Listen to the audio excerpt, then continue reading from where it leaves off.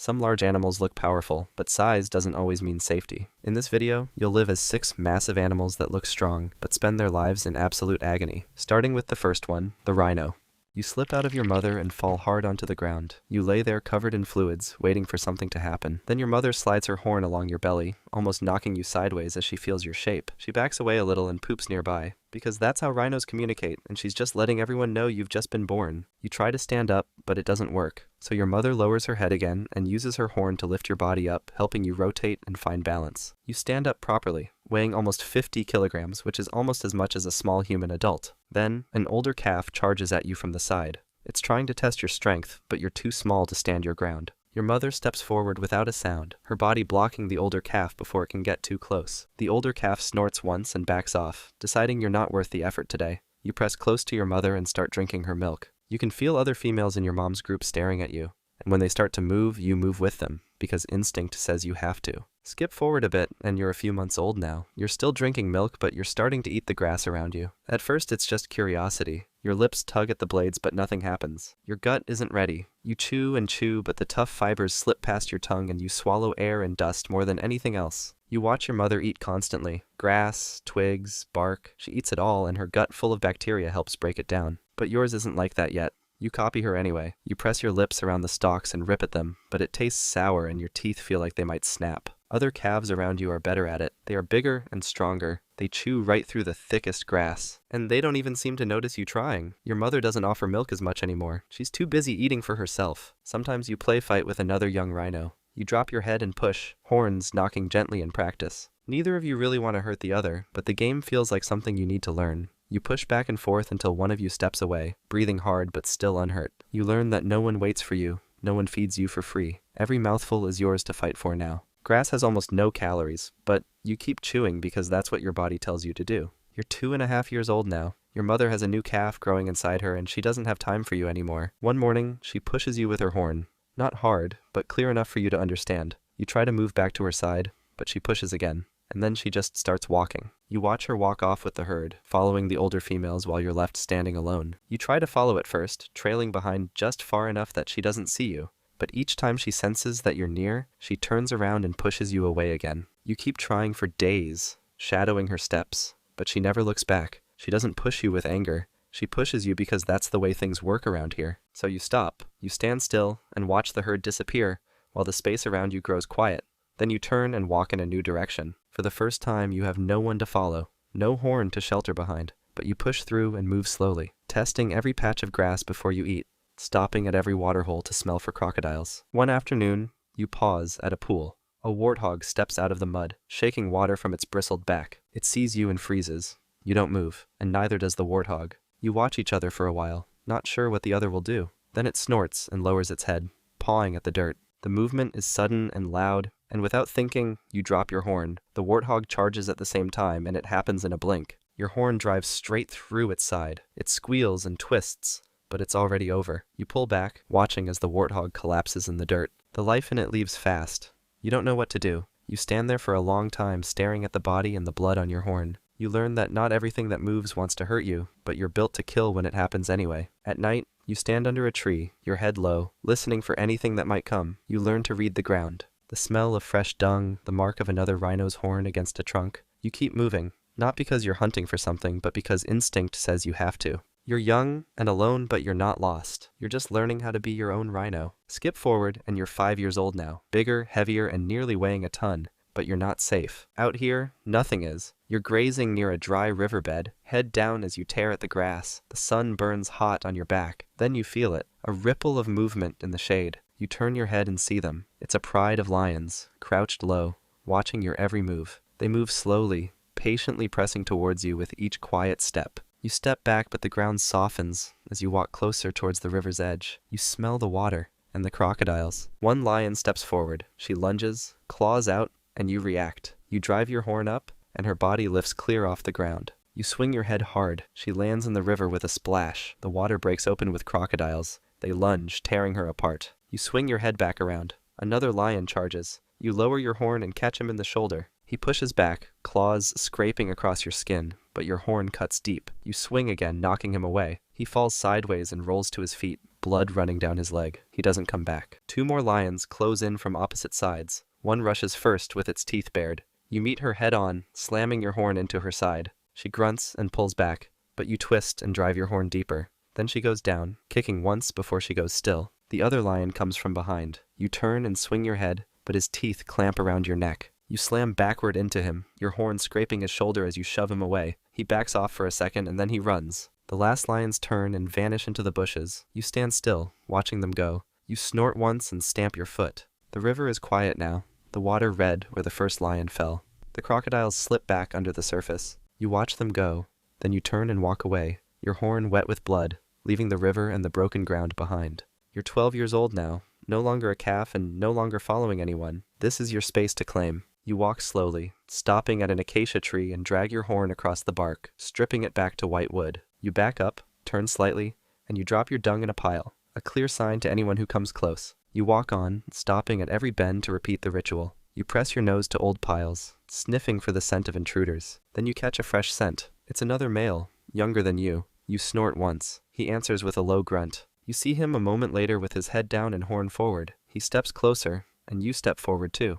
Neither of you backs down. You lower your head and charge. The first impact cracks through your skull. Dust rises, and your feet bite into the dirt. You push, your body heaving against his, but he shoves back, horn scraping past your cheek. You twist your head and knock him off balance. He turns too, matching the move. You clash again, harder.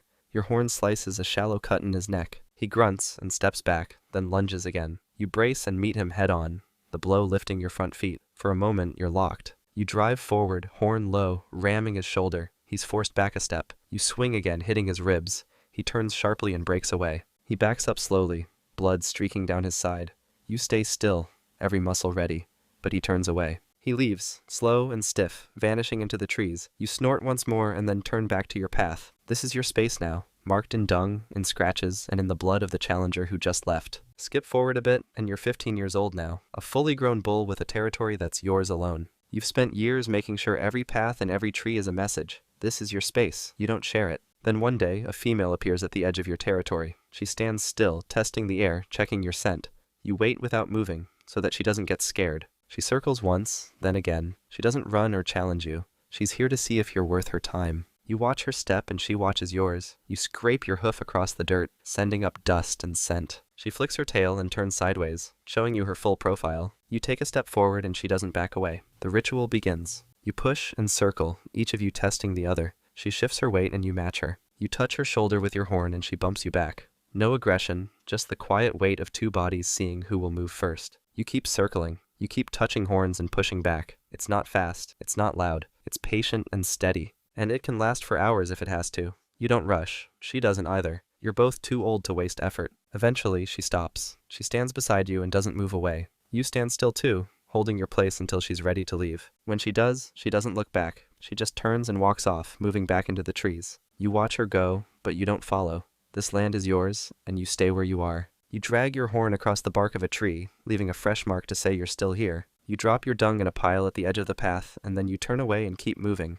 knowing that every part of this place still belongs to you. You're 25 years old now. You graze alone at dawn, head down, tearing at the dry grass. You don't see the men hidden in the trees. You don't hear them either. Then a sharp crack splits the air. Your front leg folds beneath you, but you don't fall. You brace and push, blood already wet on your skin. You start to run, but then another crack follows. The bullet misses. You keep going, every step a drag forward. A third shot punches into your side. It knocks you sideways, breath ragged in your chest. You push forward one more time, but your leg won't hold, and you crash down on your side. The ground is cold and rough. You lay there, breathing hard while the men walk out from the trees. They don't speak or rush. One of them kneels by your head. He pulls a knife from his belt and starts cutting at the base of your horn. The blade scrapes through skin and bone, sawing in slow strokes. Blood drips down your face. You feel the knife, but you don't move. Your body is too heavy to lift anymore. The horn cracks away in pieces. They push the fragments into a canvas bag, wiping the blood from their hands. Rhino horn sells for thousands of dollars. It's ground to powder and sold as medicine, even though it does nothing. Some of it is carved into handles for knives, and some of it is kept as trophies. The men don't take anything else. They turn and walk back into the trees, the bag filled with what they came for. They leave you in the dirt and no one comes back. The flies find your blood first, crawling across your skin as the sun climbs higher. Your horn is gone, worth more than most men earn in a year. But your body stays behind, half covered in dust. You don't stand up again. You don't move. You're just another piece of this land now, fading back into the ground. That was the rhino. Next is the moose, a heavy animal with long legs and way too many problems. You're born. It's cold, it's wet, and you're lying in a pile of mud. Your mom sniffs you, maybe nudges you with her nose for good measure, and then moves on like this is just another Tuesday. She doesn't really care about you, or at least you think so. You stand up because apparently that's what you're supposed to do. And congratulations, you're a moose. Your mom is already walking off. You follow her because, as far as you know, she's the only thing keeping you alive. She doesn't slow down, doesn't wait, and definitely doesn't look back. This is parenting, moose style. Life quickly becomes a game of trial and error. Your mom teaches you how to eat plants, which mostly means you follow her around and copy what she does. Leaves? Sure, they'll do. Twigs? Not great, but they work in a pinch. Water plants? That's the good stuff. But only if you're willing to stick your head into freezing water and hope for the best. You chew, swallow, and move on. No questions asked. One day, while you're busy chewing on a bush, a bear jumps out of the bushes. It's not just watching. It's already swinging a massive paw right at your head. You stumble backward, and the swipe misses you by what feels like a hair. You freeze, your legs won't move, you don't run, you don't fight, you just stand there thinking, well, this is how it ends. Then your mom appears, charging at full speed. She crashes into the bear like a battering ram. The bear falls back, but it doesn't give up. It swipes at your mom, and the two of them clash, biting and stomping at each other. You just stand there useless, watching your mom fight for both your lives. Eventually, the bear decides it's not worth it. It retreats into the bushes, leaving your mom stomping the ground to make sure it's gone. You're still frozen in place, staring at the spot where you almost died. Your mom gives you a look like she's annoyed you didn't move, and then goes back to eating. You follow, legs shaking, realizing for the first time that out here, you're not just alive, you're prey. By summer, you've got the basics down, or at least you think you do. You follow your mom everywhere, eating whatever green stuff she eats, and staying far away from anything with sharp teeth. It's a simple plan. Stick close, do what she does, and hope for the best. Then comes marsh foraging, which is just a fancy way of saying, walk into the mud, stick your face in the water, and hope you don't drown. Your mom walks right in, dunks her head, and pulls up a mouthful of slimy plants like it's no big deal. You try to copy her, but your first attempt gets you a mouthful of water and a nose full of mud. She doesn't care. She just keeps eating while you splutter and figure it out. After a few tries, you manage to grab something that looks like food. It's slimy, it smells weird, and it tastes even worse, but you swallow it. Congrats, you're officially not starving. It's not just the mud that's annoying. Summer brings all kinds of new problems. Bugs swarm your face every time you stop moving. Fish nibble at your legs when you walk through the water, and the heat is unbearable. You're basically wearing a fur coat all day. Your mom? She doesn't even notice. She's too busy scanning the trees for predators. You stick close to her, figuring she knows what she's doing. She hasn't been eaten yet, so she's probably right. Fall arrives, and suddenly, the forest feels like a moose soap opera. Big bulls with enormous antlers show up, stomping, grunting, and acting like they own the place. Your mom avoids them, but you're stuck following her through all the chaos. The bulls don't just grunt, they fight. One minute, you're trying to chew on some leaves, and the next, two giant moose are smashing their antlers together like it's a competition to see who can break theirs first. Your mom doesn't seem impressed. She just keeps walking, ignoring the noise like it happens every day. Sometimes, the bulls get too interested in your mom. When one gets a little too close, she charges at him, snorting like she's had enough of his nonsense. He stumbles back, rethinks his choices, and moves on. Meanwhile, you're just trying to keep up, wondering why everything suddenly feels so dramatic. Winter shows up like it's got a personal vendetta against you. The lush green forest you spent all summer chewing on is now a frozen wasteland, and every meal feels like digging through a freezer. Food? Buried under layers of snow and ice. You spend your days following your mom, nose to the ground, desperately scraping at the snow to find twigs, bark, or anything even remotely edible. You're always hungry, and every bite feels like it costs more energy than it gives. The cold doesn't let up. Sure, your coat has thickened, but it's like wearing a thin jacket in a blizzard. Better than nothing, but nowhere near enough. You sleep in the snow because, well, where else are you going to go? You curl up in a ball and hope your body doesn't freeze solid overnight. When you wake up, you shake off a layer of frost, chew on whatever frozen green stuff you can find, and repeat the process. Every day feels the same. Cold, miserable, and exhausting. And here's the kicker. You're a male moose, so life isn't just about surviving the winter. It's also about getting big. The bulls you saw in the fall, smashing antlers, that's your future. And right now, your future isn't looking great. You're supposed to be eating enough to grow stronger and eventually grow a massive set of antlers. Instead, you're chewing on bark and wondering if this is the day you die from exhaustion. The odds aren't in your favor. Predators are still out there too, waiting for you to screw up. Wolves stalk the forest, looking for the weakest moose in the group. You do your best to keep moving and avoid looking like the easy option, but when your stomach's empty and your legs feel like lead, running away doesn't sound very doable. Your mom still keeps watch, but even she can't protect you forever. When you hit your first birthday, congratulations, you're officially on your own. Not because you're ready, but because your mom has decided she's had enough of you. She's off to have another child, and you're not part of the plan anymore. You follow her confused, but eventually she disappears into the trees. That's when you realize she's not coming back. You've been replaced by a sibling who hasn't even been born yet. Just amazing. You stand there for a while trying to figure out what just happened. You've been abandoned. The one moose who kept you alive through all those bear attacks, blizzards, and wolf-filled nights is gone. You look around, hoping she will come back, but she never does. Happy birthday, I guess. As a bull, your priorities shift immediately. The first one? Don't die. The second? Start growing antlers. That's easier said than done. You don't have the size or strength to fight off predators or rival moose yet, so you spend most of your time sneaking around, eating whatever you can and trying not to get noticed. Wolves are your biggest problem now. They know you're weak, they know you're alone, and they're always watching. You learn to spot their tracks, listen for their howls, and run at the first sign of trouble. Not that running always works. You're clumsy and not nearly as fast as you think you are. Then there's the other bulls. At first you try to avoid them, but eventually you have to start figuring out where you stand. This usually involves some awkward sparring matches with other young bulls. You lock your little antlers together and hope you don't embarrass yourself too much. These fights aren't serious yet, but they are a preview of what's coming.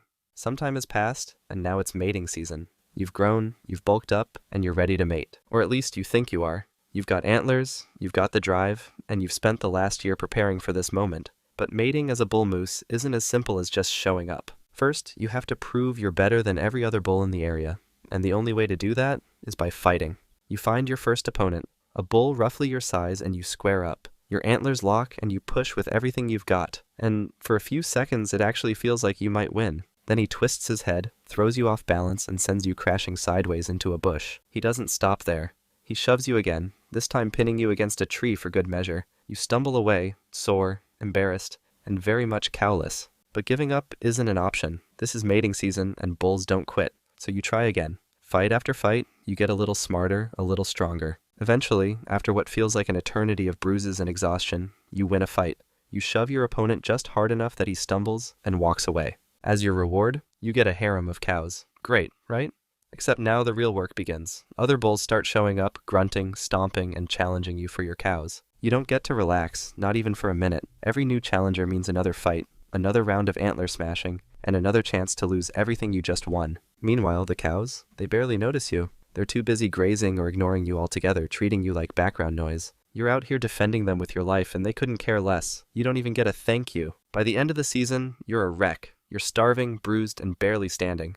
But hey, you survived. Congratulations. Mating season is over. Now, try to recover before winter shows up and ruins your life all over again. Skip forward a bit, and you've survived another winter. The snow is gone, and the worst feels like it's behind you. You've even managed to hold on to your little harem of cows through the rut and the cold. For once, you let yourself relax. Then something catches your eye. Movement in the bushes, just beyond the clearing. It could be anything. Your instincts kick in, and you step away from the herd to investigate. You're not worried. You're a bull moose, and there's nothing in these woods you can't handle. You move closer to the bushes. Suddenly, a deafening crack rings out, and there's a sharp, burning pain in your neck. You stumble backward, your legs unsteady, and feel something warm dripping down your fur. You want to run, but you don't. You're a bull moose, and this is your forest. You lower your head, blood dripping from your wound, ready to charge. Before you can take a step, there's another crack. This time, there's no pain, no sound, no anything.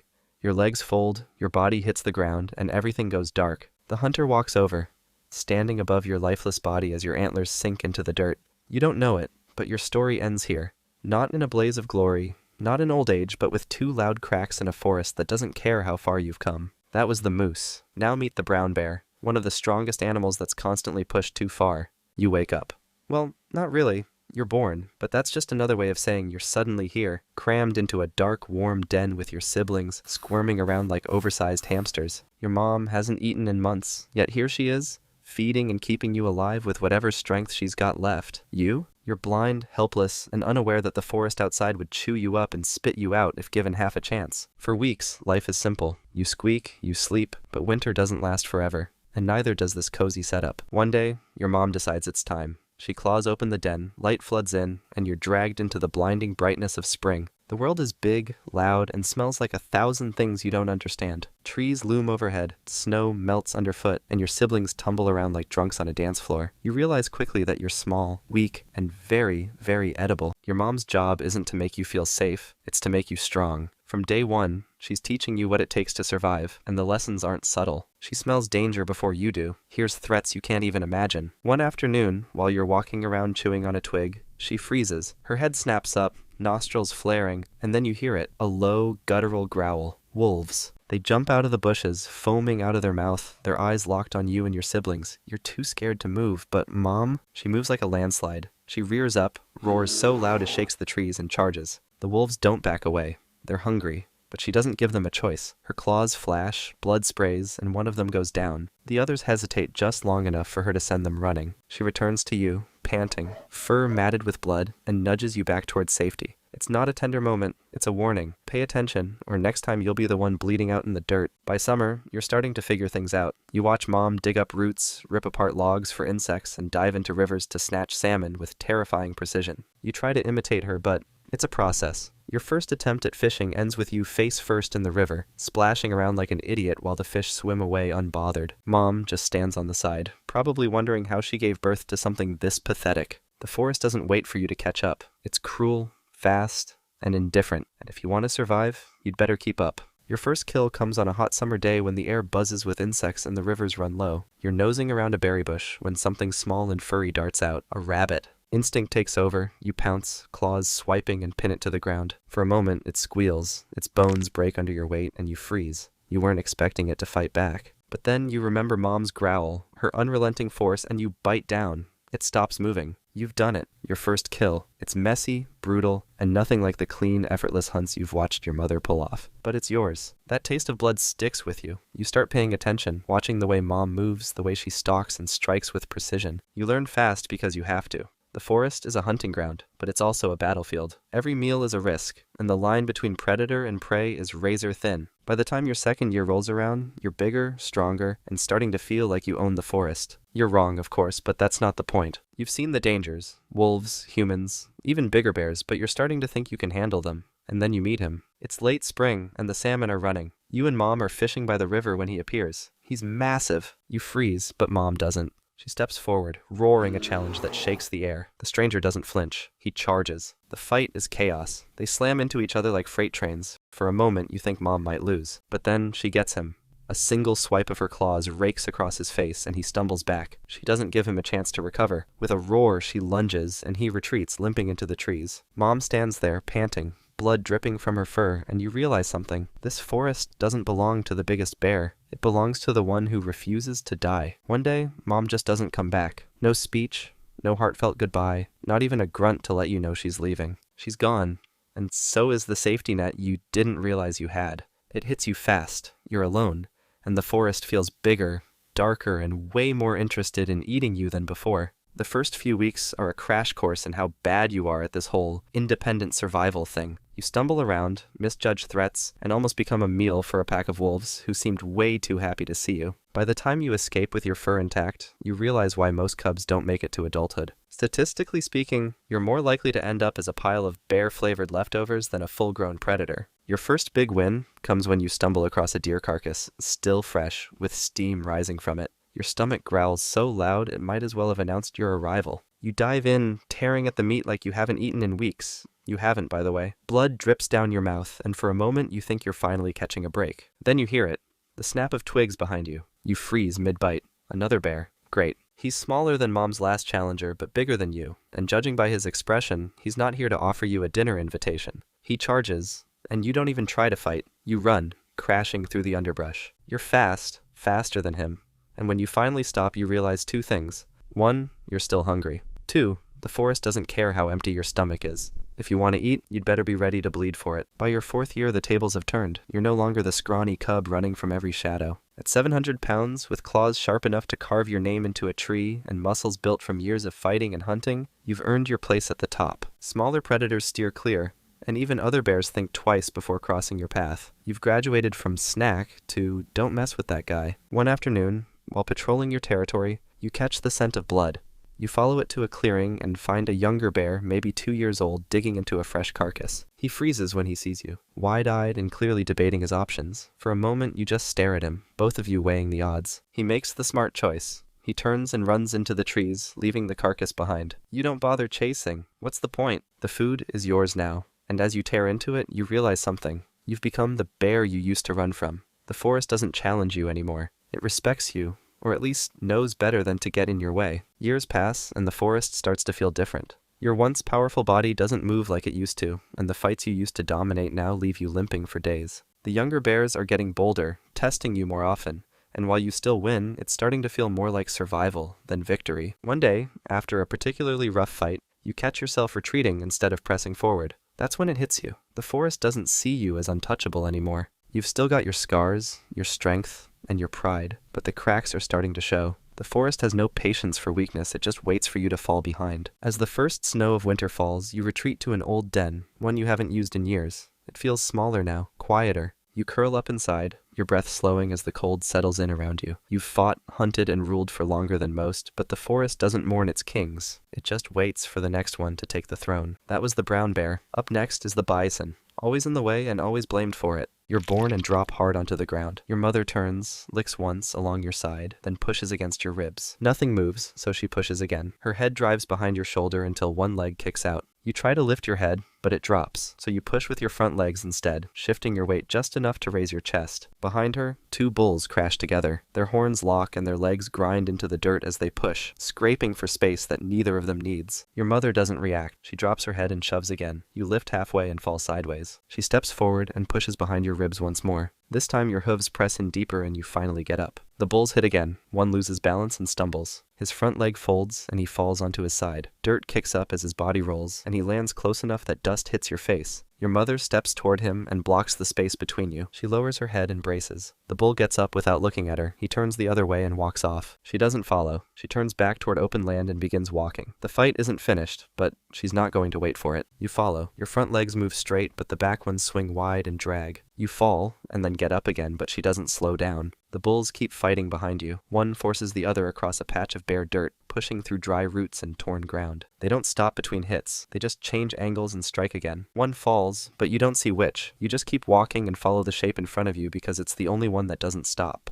You're a few weeks old now. Your legs hold steady and you've learned how to move without falling behind. The herd walks slow across open grass, stopping often to feed. The adults spread out in a line and the calves move between them. Some stay close to their mothers, but others move toward new patches growing near the edges. One calf walks too far. He steps past a cow at the end of the line and follows a strip of soft green toward the edge of the trees, lowering his head as he feeds and not checking how far he's gone. Then the trees break. 3 wolves jump from the cover and run straight at him. The herd reacts instantly. The cows step forward and the bulls shift to close the space between them. You stay close as your mother moves out to block. The calf turns and runs, but the wolves are already too close. One catches his leg and yanks it sideways. Another grabs his ribs and pulls in the opposite direction. The other follows fast, pushing in tight. He kicks, but the angle is wrong and nothing lands. Your mother runs, and 2 cows move with her. One slams into the first wolf and knocks it off its feet, while another hits the second from the side and drives it back. The wolves break off and scatter. They sprint back into the trees without trying again. The cows slow, and one checks on the calf. His body twists once, then stills. His chest moves, and then doesn't. The herd moves forward. The adults return to their path, and the calves near the edge move back toward the center. You stay beside your mother as she takes her place in the line, walking steady and keeping close enough to block both sides. The wolves don't come back, but they know where to try next time. You're a couple of months old now. The herd starts walking again, and your mother moves with them, so you follow behind her in the same line. Something breaks from the ridge ahead and runs straight toward the herd before you even see what it is. The bulls at the front react fast. One steps wide to the left while another holds position and lowers his head. The shape clears the slope and drops into view. It's a grizzly. It keeps coming until the front bull steps across its path, and another moves in from the side. The bear slows, but doesn't stop. It turns and walks around the herd instead, cutting behind the calves and disappearing into the trees without looking back. The bulls wait until the last branch settles. Then they return to their places, and the herd keeps moving forward. The river appears soon after, cutting across the land from one tree line to the other. The first bison steps in. The water rises against its chest and flows around its legs, but it keeps walking. Then another enters, and another. Your mother follows next. You step in behind her and sink lower with every step.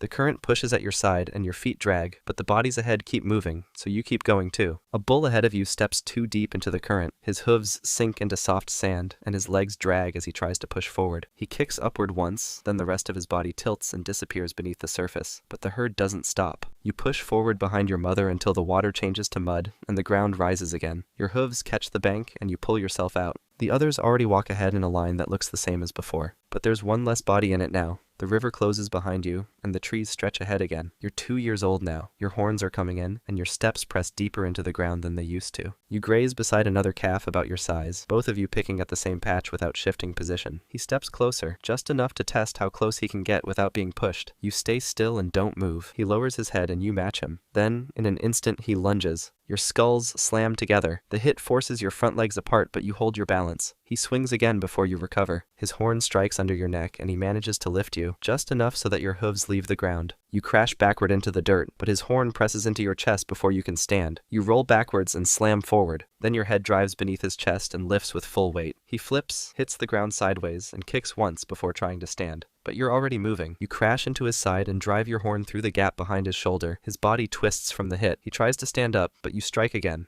Your horn cuts through the joint at the base of his neck and drops him flat. His legs twitch once, then stop. You step back and hold your stance just in case, but his body stays in place, tilted against a patch of broken ground. You turn away and walk back to the edge of the group. A while later, another calf walks in front of you, stepping close to the same patch. You lift your head once and hold his eyes. He stops, then turns and walks the other way. The one you fought still lies behind you. He's unconscious, but still alive. You lower your head and keep feeding. This is just the start. The real fights between bulls haven't begun yet. You're 5 years old now, almost fully grown. The herd grazes across open land in a wide line. You move near the front, walking slowly with your head down. Then out of nowhere, 4 wolves jump from the bushes and run straight at you. They've come back for revenge. They split wide, covering your sides, and close in fast without changing direction. You stop, but no one else moves with you. The rest of the herd keeps feeding. The first charges from ahead. You swing early, and your horn catches behind its ribs. You lift it off the ground and throw it sideways. It hits the dirt and runs. The second lunges from the left. You twist and run forward. Your shoulder slams into its chest and drops it flat. It scrambles back to its feet and circles for another try. The third cuts behind you and you kick without turning. Your hoof clips its ribs, but it doesn't leave. It stalks along the edge and waits for an opening. The second comes again. This time it charges from the right. Your horn misses, but your head knocks it sideways. It lands hard and crawls out of reach. The fourth waits near your leg. When you rotate to face the others, it makes its move. It darts in, aiming for the back of your leg, but you turn faster. Your horn drives forward and strikes behind its shoulder. The point breaks through skin and locks into bone. Its body drops straight down and it doesn't move again. The other 3 freeze. One backs away, another turns, and finally they all run away. You hold your place watching the blood spread beneath the one that didn't make it. You stay there until nothing moves. Then you turn and step back into the line. The herd walks ahead like nothing happened. No one looks at you or acknowledges what you just did. The wolves came back for revenge, and you gave them a reason not to try again. Skip forward a bit, and you're 8 years old now. You walk near the front of the herd as the ground flattens ahead. A fence runs across the field, cutting through the land in both directions. The herd slows as it approaches, but you keep walking. You step close and press your head against it. A jolt blasts through your skull, making your legs kick back and you drop to your knees. Sparks snap from the wire as you scramble up and turn away. You run back toward the herd, but behind you, something starts to make noise. A truck pulls across the field and turns, trying to follow you. You run faster, trying to catch up to the rest of the herd as the engine grows louder. The truck closes in, but then it starts to slow down and suddenly stops. You think that they gave up and you're safe now, but something happens. A loud shot cracks from behind. Something grazes across your ear and a small trail of blood pours down your neck. You stop for a second, thinking of what to do next. But before you can come up with anything, another shot follows. It hits your back leg and knocks it sideways. You stumble, then push forward, dragging your hoof behind you. You lift your head and look ahead. That's when you spot something terrible. Your mother lies on her side, blood leaking from a hole torn through her ribs. She doesn't move again. You stay frozen, but that's when a third shot hits the ground near your hoof. You instantly turn and run, limping fast across the open field. You don't stop until the truck disappears behind the hills. You're alive, but they might be back, and next time, they won't miss. You're 8.5 years old now. You walk alone along a dry stream bed with your head low, scanning the dust for anything green. The herd is somewhere behind you, but they're not getting closer. Your steps land steady, but each one pulls at your side. The wound that you've got from one of the fights with another bull hasn't sealed yet. The skin stays raw, and blood still seeps when you move. Then a horsefly passes next to your eye, and another. You blink, and just keep on walking, but more come. They circle your head and land across your face. You try to shake them off, but they stay. Another group flies near your side. They land as soon as they reach you. Some crawl around, some move toward the wound. You swing your head and stomp trying to get them off, but it doesn't work. You turn fast, kicking behind you, then move again, but the swarm follows. They stick to your legs, then your back, then they crowd around the torn skin along your ribs. You walk faster, but they keep pace and follow every turn. You reach a shallow pool of water ahead. The surface holds more mud than water, but you step straight into it anyway. The flies stay for a moment longer, then lift off and fly back. You drop your chest into the center. The water doesn't move much, but it coats your sides. Mud fills the gap across your ribs and you hold your place. Then you slowly come out of the water, and luckily the swarm doesn't come back. You walk along the edge and keep going. You look ahead, scanning the horizon for the herd, but you don't see anyone. The herd is gone and you're alone now. You're 12 years old now. You've been walking alone for years and it's winter again. The ground stays frozen and nothing green breaks through the snow. You move slow across the valley, searching for anything worth eating. Then something moves behind you. You lift your head and glance back. A shape runs along the slope. It's a grizzly. You instantly start running. Snow breaks beneath your hooves as you lunge forward. You don't look back, you just go. A frozen river appears ahead. You reach the edge and step on. The ice holds, so you take another step, then another. Halfway across, the bear stops. It watches from the bank waiting. You keep going, trying to reach the other side before the ice breaks. Then your front leg punctures through. Your chest slams into the edge and water surges across your side. You try to lift yourself up, but the surface splits again. You kick back with both legs, searching for grip, but the water pulls harder. You push forward, dragging your weight across the break, but the ice ahead shatters before you reach it. Your hooves can't find anything. You try again, but nothing moves. Then your body slips under. The surface closes behind you, sealing the crack. The grizzly doesn't move. It just stands there, watching. That was the bison. Now here's the walrus. A slow swimmer with tusks and a body that's falling apart. You slide out onto the ice. Before you can even react, your mother presses against you, keeping you close. You don't know it yet, but without her, you wouldn't last a day. Your skin is thin, stretched over muscle with no insulation. You shiver because you don't have the one thing that keeps the others warm, a blubber. Instead, your blood vessels are close to the surface, giving your skin an orange tint as they work overtime to keep you from freezing. It won't be like this forever. Every gulp of your mother's milk is packed with fat, and soon the cold won't be a problem. But right now, it is. You move forward, your flippers slipping on the ice. Your mother's tusks scrape against the frozen surface as she moves. They are huge and covered in scratches. Meanwhile, you don't have tusks at all. You won't even start growing them for another 2 years. Right now, they would just get in the way. Your mother shoves you off the edge of the ice. The water pulls you under. You sink too fast, kicking your flippers without control. You try to move, but your body doesn't know how. Your mother watches from above, just waiting for you to do something. If you can't figure this out, she won't save you. You struggle, your front flippers spreading wide, but it does nothing. The water drags you deeper. Then the panic sets in. Your instincts scream at you to move, but nothing is working. Then something changes. You push down harder, kicking with your back flippers. This time you stop sinking, and you rise. You burst through the surface, gasping for air. Your mother is still watching. She dives beneath you, circling and waiting to see what you do. You don't get a break. She nudges you from below, pushing you forward, and you kick again. The whole process is slow, but it works. For the next few weeks, you barely leave her side. You copy everything she does. You learn when to dive, when to breathe, and when to rest. Your muscles strengthen, and you start moving and swimming faster. Skip forward a bit, and you're 2 months old now. You stay close to your mother, drink her milk, and rest on the ice while the herd moves around you. Most of the time, nothing happens, but today is different. Your mother lifts her head. The others do the same. Something isn't right, and you can feel it. Then your mother lets out a deep, loud call, and everything changes. The herd reacts instantly. Walruses slide off the ice one after another, splashing into the water as fast as their heavy bodies allow. Your mother doesn't hesitate. She turns and pushes you forward, herding you toward the edge. Then you see it. A massive polar bear moving towards the herd. Its steps are slow and careful, its head low as it watches the calves that haven't made it to the water yet. It is looking for something small, something weak, something like you. You push forward as fast as you can, but your flippers keep slipping on the rough ice. Your mother has already disappeared into the water, but you are still stuck on the surface, your body dragging as you try to reach the edge. The bear picks up speed. It knows who it is chasing now, and it isn't stopping. You push harder, flippers scraping against the ice as the bear closes the gap behind you. Its paws pound against the surface. But just as it lunges forward, the ice disappears beneath you and you drop into the ocean. The water slams into you, and for a moment everything is silent. Then a loud splash fills the water. The bear jumped in. It's super fast, much faster than you expected. You try to escape, but you are slow and the bear is quickly catching up. Then something rushes past you. It's your mother. She crashes into the bear's side, forcing it away before it can reach you. The bear twists in the water, its large paws swinging toward her, but she has already turned, circling back around to cut off its path. You don't stop to watch. You keep swimming, pushing yourself forward with everything you have. The bear hesitates. It watches her for a few seconds, its dark eyes locked onto her, but then it turns away. It climbs back onto the ice and disappears into the distance. You stay close to your mother, trying to process what just happened.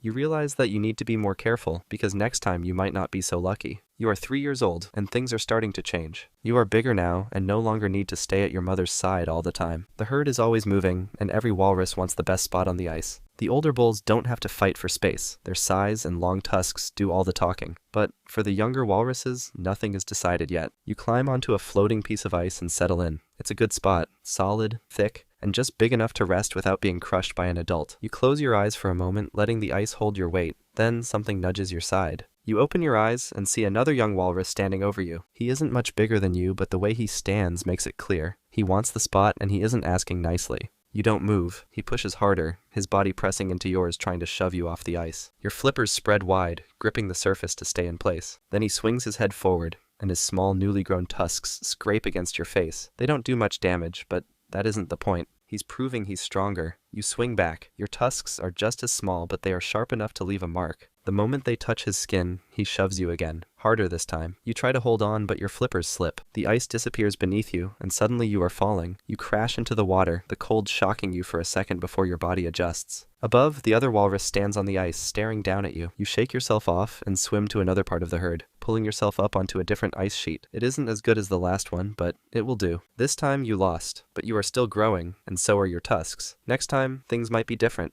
At 5 years old, the life in the herd is starting to feel normal. You've grown larger, nearly twice the size you were as a calf, and your tusks have finally started to take shape. Other young walruses respect you more, and pushing matches over ice space aren't as one-sided as they used to be, but size means nothing in the open ocean. The herd is swimming today, spread out across the water as the adults lead the way. It's peaceful at first, but then something changes. Clicks. You don't know where they're coming from, but they are everywhere. The adults start swimming faster. The younger walruses follow without hesitation. Then, the first one disappears. It happens so fast. 1 second, a walrus is just ahead of you, swimming toward the herd. The next, it's gone. Then another vanishes. The ocean is no longer safe. Orcas are here. You push forward, flippers cutting through the water, trying to keep up. The clicks get louder, bouncing off everything around you. The orcas know exactly where you are. A dark shape rushes past. Then another. They slice through the water, circling, waiting. The herd is too big to attack head-on. They want to separate someone. They want you to panic. Waves crash ahead as the orcas work together, breaking apart the formation. You get caught in the current, dragged into open water, and you're alone. Moments later, a shadow looms beneath you, then another. You kick hard, but it's too late. Then, something crashes into you from the side. It's another walrus, slamming its body into yours, pushing you toward the ice. You lunge forward, hauling yourself onto the ice just as the orca lunges too. Its jaws snap shut just behind you, missing by inches. Then it disappears, slipping back into the water as if it was never there. You stay on the ice, panting, heart pounding in your chest. Below, the orcas continue circling, waiting for another chance. Today they didn't get you, but next time you might not be so lucky. Skip forward a bit, and you're 8 years old, no longer small, no longer weak. You are still not as large as the adult males, but you are big enough to hold your own. Most predators don't even try anymore, but some still do. The herd is packed together on the ice, resting after a long swim. You are near the edge, lying among other young males, soaking in the sun. Everything is calm. Then, something moves. The adults react first. Heads lift. Bodies press closer together. You push yourself up, turning toward the movement. Then you see it. A polar bear is creeping forward. It isn't big enough to take on a full-grown walrus. It wants something smaller, something it can drag away. The calves are in the center, protected by their mothers, but the bear is patient. It's waiting for a mistake, and it finds one.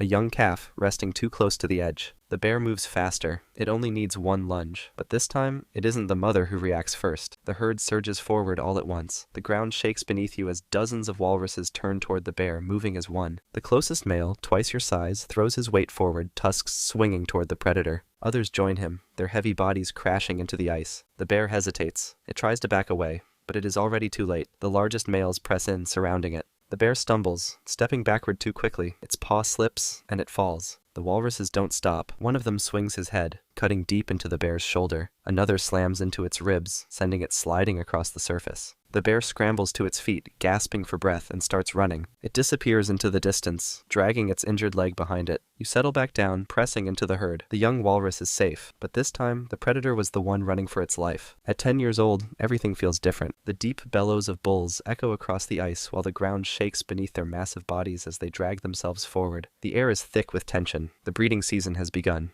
The dominant males move first. They are enormous with long tusks and skin covered in scars from years of battle. They take the best spots near the females without question. The younger bulls stand back knowing they cannot compete. But you are not like them. You have waited long enough and now instinct pulls you forward. A female rests near the edge of the group. Her tusks are shorter than the older cows and her body is thick with blubber. She has not chosen a mate yet. You approach with slow and deliberate steps, letting her see you. She does not move away. That is when you hear the grunt behind you. Something heavy slams into your side and forces you to stumble. A young bull stands over you. His tusks are lowered and his message is clear. Leave. You do not. He lunges first, but you see it coming. His tusks scrape your side, but the wound is shallow. You twist and drive your own tusks forward. You strike his shoulder and he flinches. That is all you need. You shove him back with all your strength and his flippers scramble for grip. The ice disappears beneath him. He crashes into the water and resurfaces moments later. He does not try to climb back up. He knows it's over. You turn back to the female. She is still watching, and this time, she does not move away. You are 15 years old now. You rest on the ice, body heavy from years of survival. The herd is calm, packed together in the afternoon sun, but something shifts. Dark fins cut through the water. The herd reacts. Calves disappear into the water. The largest bulls follow, pushing toward thicker ice. You move too, but not fast enough. The orcas are not chasing the young, not hunting the weak. They have chosen you. The ice beneath you tilts, a sudden wave crashing over the surface. The frozen platform cracks, shifting under your weight, and then it vanishes. You plunge into the ocean. The cold shocks your body, but you already know, this is not a chase. This is a game. The orcas don't strike. Not yet. They circle, moving fast, forcing you to turn, to waste energy, to struggle. One rushes past, its sleek body slicing through the water so close you feel the current pull you sideways. Another moves below, disappearing just as quickly. They could kill you now, but where's the fun in that?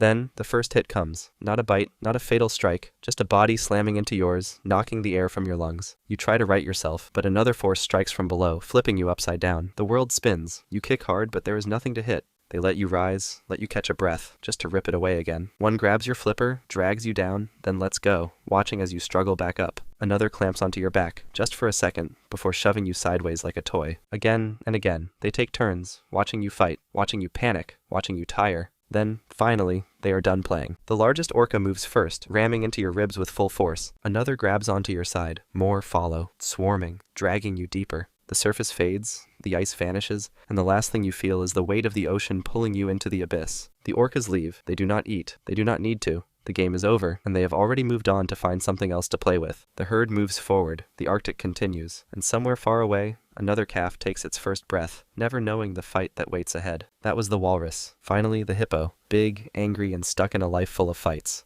You slide out of your mother and sink straight to the bottom. The water closes over your head, but you don't panic. You don't even know how. Then, your mother swims beneath you and pushes your body upward with her snout. Your head breaks the surface and you take your first breath. You weigh 45 kilos, with a gray-pink skin that's covered in red blood-looking fluid. It's a natural sunscreen to help protect your body from being burnt from the sun. Then your mother drops you back into the water. You crawl onto her back and lie flat. It's the only dry ground you'll have for days. On day 5, you learn how to keep your head above water on your own. You can hold it there long enough to see what's around you. Your mother still helps when you tire, but you're learning how to be more independent quickly. Later that day, a bull passes near the herd. You only see his back, but the others make room. No one challenges him or looks him in the eye. He's massive. Over 3,000 kilos with his teeth curved out like bones pulled from the earth. He doesn't need to fight. Just being there is enough. You try standing again. Your feet find mud, and you hold for a second before your legs collapse. You thrash once and sink, but your mother presses against you and steadies your body. But upstream, the herd begins to move, and soon you'll be strong enough to follow.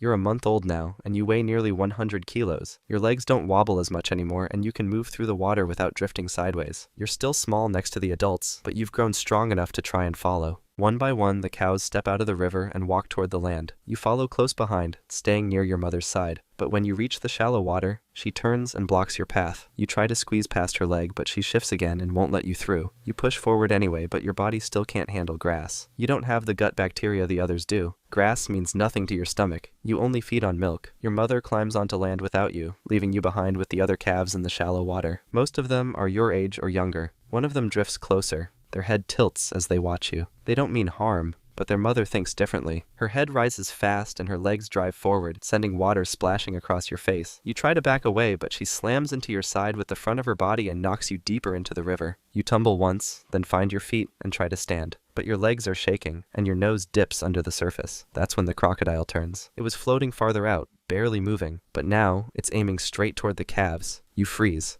But before you can do anything, 5 cows rush from the land. They form a wide line across the river and keep walking, their steps pushing waves ahead of them. The crocodile doesn't test them. It drifts for a second longer, then sinks without a splash and disappears below. You breathe hard and push back toward your mother's side. She doesn't say anything. You're only a month old, but you're starting to understand what kind of place this is. Skip forward a bit, and you're 1 year old now. You weigh around 250 kilograms, and your teeth have pushed through. They're short, still inside your lips, but heavy enough to feel with every bite. This is the first time you graze for real. You pull grass with your mouth, chew it, swallow it, and it stays down. The milk still comes, but not as much. You feed beside your mother, then wander a few steps away. Another calf walks past. He brushes your side as he moves. You don't think much and just swing your head hard into his side. He turns and drives forward. Your skulls slam together and mud flies as your legs push for ground. You twist your weight into him. He shoves back just as hard. You slip once, then find balance again. Then his mouth snaps under your chin. Not deep, but just enough to scare you. So you stop moving. He holds still for a second, then steps away. You don't follow him. You walk back toward the river alone. Your legs feel heavy. Your ribs sting, but you carry the weight and don't look back. Then he lets out a sharp, high noise. Not from pain, but like he wants everyone to know he won. But before the sound finishes, a female is already moving. She runs down the slope and slams into the calf with her chest. The impact folds the body inward and sends it sliding through the wet soil. This isn't a charge of rage. The calf crossed a line and that's all it takes. This place runs on boundaries, and some of them are invisible until you're punished for crossing them. The mother tries to intervene. She steps forward, but there's no one to blame and nothing left to fight. The calf twitches once, then goes still, head half submerged in the shallow water. By sunrise, the herd has already begun moving downstream, but the mother of the dead calf stays. She circles the body once, then lowers her head and just stands there. You follow the herd, quiet now, moving with the others, and for the first time, you understand what happens when you don't stay in line. You're 7 years old now. Your tusks have grown thick and curved, just long enough to do real damage if you ever use them. You spend your days near the middle of the river, drifting between the cows and calves, close enough to feel like you still belong. But you're too old now. The others can feel it, and so can the bull. He doesn't charge right away. He watches you first. Every time you get too close to the females, his body moves, a small step forward or a tilt of his head.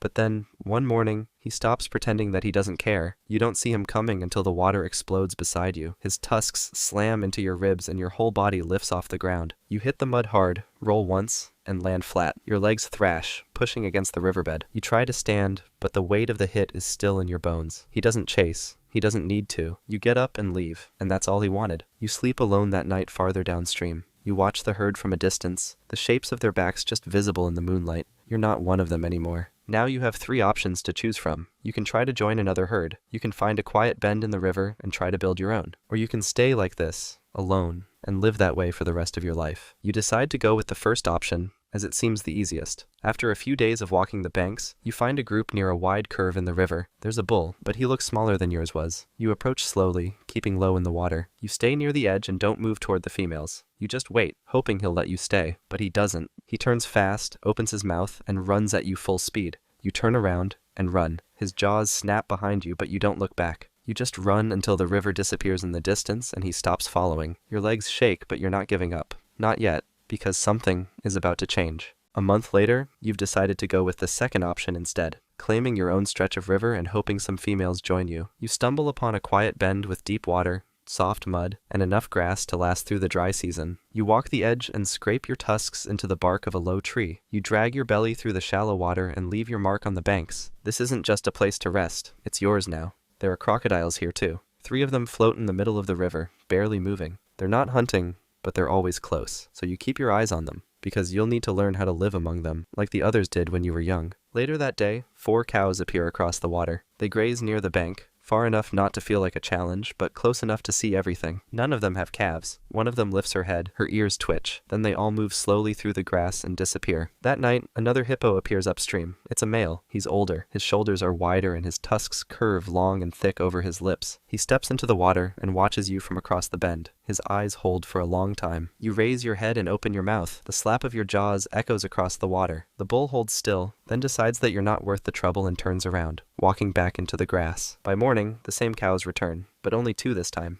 They cross the river and walk onto your side. They start grazing close by, calm and steady, as if they were always meant to stay. You're 15 years old now. The river runs low this year, the banks wide and dry, and the grass grows farther from the water. You spend more time walking the edges than swimming. You graze close to your cows, but your eyes scan the trees every few minutes. This is your land, and you've kept it for 8 years. But now someone new is here. He steps out from the tree line, and doesn't stop when he sees you. He just keeps walking, heading straight toward the spot you marked days ago. You lift your head and yawn, giving him a warning. But he doesn't react. He keeps coming, so you start walking toward him. You meet on dry ground. His head drops, and yours does the same. Then he runs forward. His tusk catches your side and pulls your skin, but you twist and push back with your shoulder. Your legs dig into the dirt as you shove forward. He presses hard, but you lean heavier. Your teeth snap near his jaw, and he throws his weight sideways. You both stumble, but he charges again. This time you brace and slam into him, chest to chest. The hit shakes your body. You bite again, and this time your tusk scrapes along his neck, and he screams through his teeth. He backs away for a moment, but you don't give him time. You move forward and hit him again, lower this time. Your tusk catching the skin just above his front leg. He turns and tries to swing back, but his footing slips. That's all you need. You step into him with everything and knock him down. His body rolls once before stopping in the dust. He breathes hard,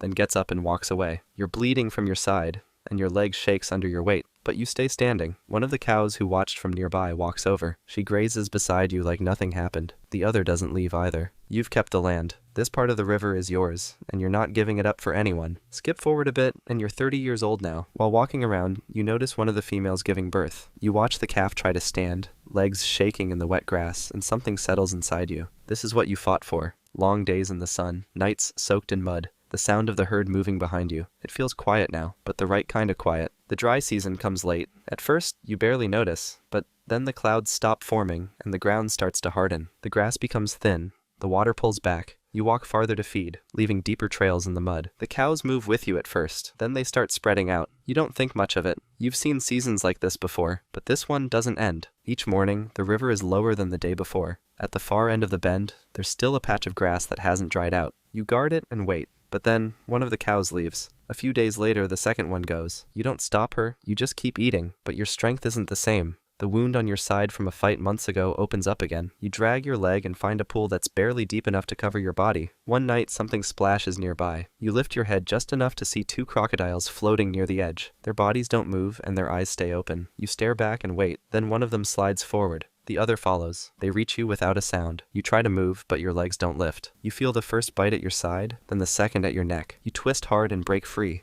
Your legs scrape against the mud as you pull yourself toward the bank. One of the crocs bites again but loses grip. You crawl out of the water, dragging your body across the ground. They don't follow. You find shade beneath a bush and stop moving. The wounds bleed slow. You try to breathe deeper, but it hurts. By sunrise, your body's still. The river runs quiet, and that's where it ends. Life as a large mammal might be rough, but there's another animal out there that has it way worse. Trust me, it's wild. Check out the video and see for yourself.